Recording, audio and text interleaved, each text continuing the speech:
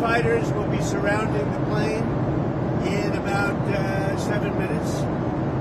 Oh, I heard they threw you out at the press conference. They tried, but Caroline stopped them. Caroline saved you. You're lucky. You're lucky. You were a little out of control.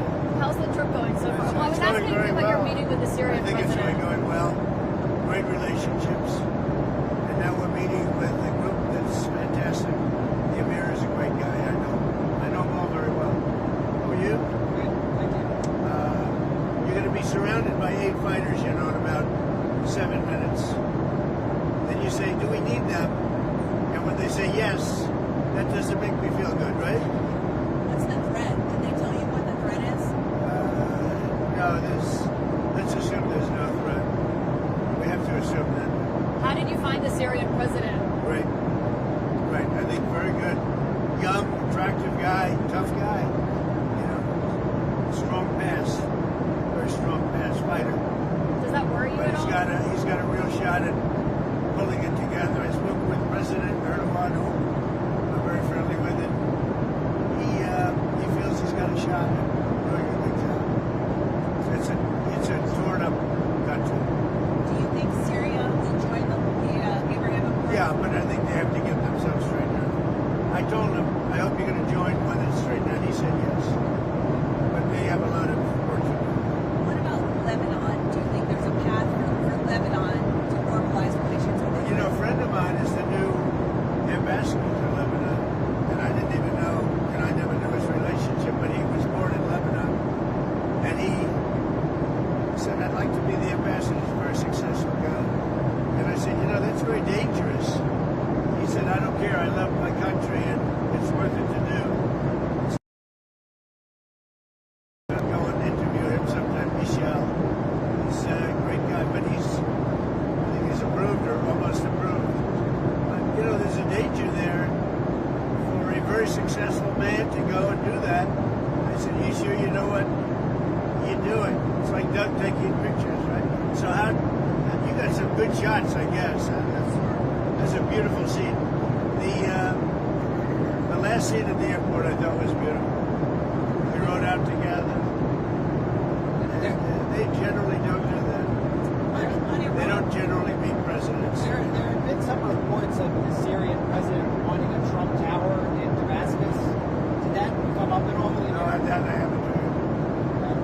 We'll have to wait a little while. Everything's calmed down a little while with the country. I think he's got the potential. He's a real leader. And, he led a charge, and he's pretty amazing. But did you see him? Did you get to see him? No. He was there. He was with us at the event. Did the PGA Tour or Live Golf come up at all in your conversations with the Crown Prince? No. You mean the Live? Yeah. No, we didn't discuss it. What about that the Saudi intelligence agent? The 9/11 families want the Saudi intelligence agent to be extradited to the United States to face charges for 9/11. Did that come up in No, it conversation? didn't. But I know all about it, but it didn't come up. On Israel, you're not going to Israel. Does this trip sideline Israel at all?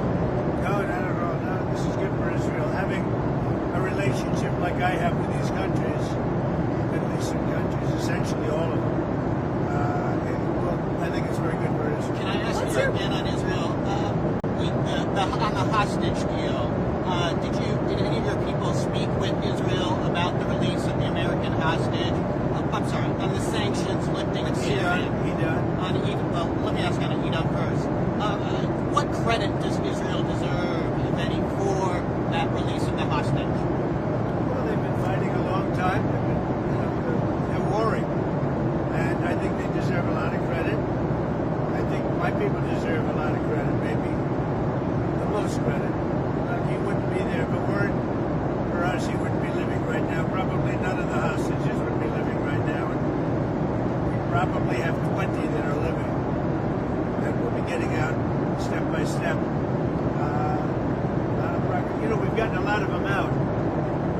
And last time, a couple of weeks ago, 10 people walked into my office, the Oval Office, and they said they had a 59 on their shirt, the front. And they said, what does that represent, the number of hostages? I said, wow, that's a lot.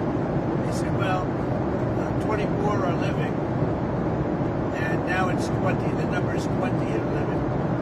4 have died, and the young people. Young people don't die. You know, young people are killed. They don't die.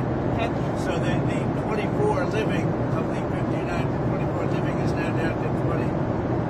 And we got Ida now. It was great. His family was so thankful. We did a good job with it. We'll continue to do it. What happens on Thursday if President Putin doesn't show up in Turkey for the talks with Ukraine? What will you do? Well, I don't know if he's showing up. I know he would like me to be there. And that's a possibility. If we could end the war, I'd be thinking about that. Now, tomorrow, we're all booked out. You understand that? We're all set. But you'd go if he We're goes? going to go UAE tomorrow. And so we have a very full situation. Now, that doesn't mean I wouldn't do it to save a lot of lives and come back. But, yeah, I think they're thinking about something. I don't know that he would be there if I'm not there. We're going to find out. Marco's going. And Marco's been very effective. How are you feeling about how Putin is handling this? I know you had said a few weeks ago you thought About maybe who? how Putin is handling this. You said a few weeks ago you thought maybe he was tapping I'll you let you know in along. a week. I'll let you know in a few days. Mr. President, on Israel again, has any of your team been in touch with Israel, your team, about lifting the sanctions on Syria? What's their reaction? Well, in touch. I mean, we told them we're doing it. The reason I did it, and I think it's been very popular, actually, certainly in the Middle East, it's been popular with virtually everybody. But the reason I did it is because I spoke with President Erdogan, who I get along with very well, and I spoke to Mohammed, as you know, was with them, and they thought it was very important to do. It gives them a much better chance of survival as a country. Can you show what Netanyahu thinks about it? Well, I think what's happened is Turkey feels we should do it. Other countries. If you looked at my speech last night, which I assume most of you were at, I think the biggest applause was when I said that we're lifting these sanctions on Syria, and that's because they want to give Syria a chance to live and to be great, etc. Mr. President, an Emirati government did a $2 billion deal. An Emirati government did a $2 billion deal using the Trump digital coins. How did that deal come about? I don't know anything about it. I really don't know anything about it, but I'm a big crypto fan, I will tell you. I've been that from the beginning, right from the campaign. I'm a believer in crypto, and if we're not going to do it, China's going to do it. The way I look at it, it's like AI. I'm a believer in AI because we have to have it. We're leading China by a lot. And in crypto, we're leading China by a lot. So I'm a big crypto You didn't fan. know about that? No. Senator Schumer said he wants to block your Justice Department political appointees until he gets answers about questions about the Qatari plane. What's your response? Schumer's, he's become a Palestinian. Something wrong with him. I don't know. I've known him a long time, and there's something wrong. He's lost his confidence totally, and it's just something wrong with him. I don't know what it is with Schumer. Yeah, did you have a question? Go ahead. Well, I've got two questions on Iran and Russia.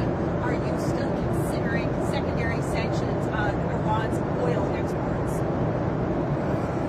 Let's see what happens over the next week. I don't really want to answer it because I want to see what happens over the next week. Go ahead. Okay, and then on Iran and Russia, are you considering sanctions on Russia for supporting Iran and for the continued war in Ukraine? Well, again, I don't want to talk about it, but I'm always considering the secondary sanctions. I had the secondary sanctions on Iran and drove them into bankruptcy, and there would have been no October 7th. There would have been no money for Hamas or Hezbollah or anybody else. So I'm always, and as you know, I put secondary sanctions on Iran again. And hopefully they're going to make the right decision because something's going to happen one way or the other.